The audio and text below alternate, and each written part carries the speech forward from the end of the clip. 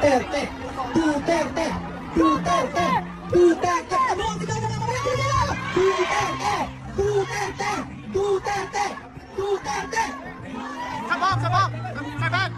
Sabog! Sabog! Sabog! Sabog!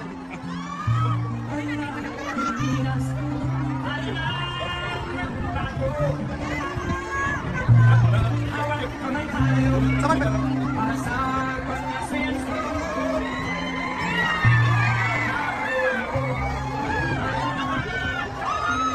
Ano ang sigaw ng mga Pilipino? Duterte! Duterte! Duterte! Duterte!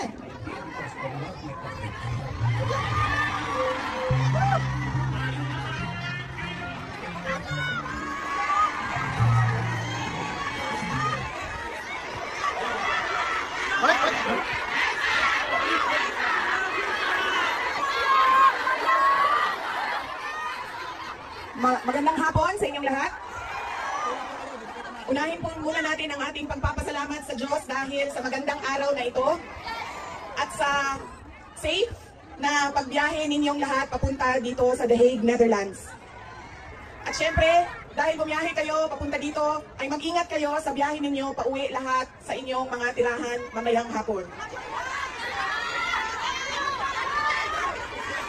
Susunod po ang pagpapasalamat ko sa Dutch Police sa kanilang pagtulong sa atin na mabuo yung programa ngayong hapon na ito at sa pagpahintulot na tayo ay magkaroon ng rally para kay Pangulong Rodrigo Duterte. Maraming salamat po sa Dutch Police and of course sa local government ng The Hague at sa Foreign Ministry ng the Netherlands. Maraming salamat sa kanila.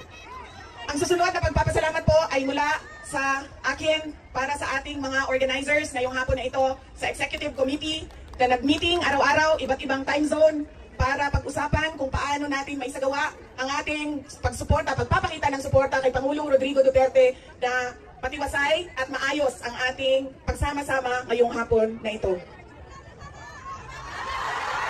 Duterte! Duterte! Duterte! Duterte! Duterte! Kanina nung naglalakad ako papunta dito sa park, meron akong mga nakasalubong na mga galing Germany at tinanong ko sila kung gaano katagal ang biyahe mo ma'am papunta dito. Sabi niya 9 hours daw. At 9 hours din daw siyang kabiyahe pauwi. So ganyan ang pinapakita ninyo na pagsuporta kay Pangulong Duterte at pagmamahal sa ating bayan.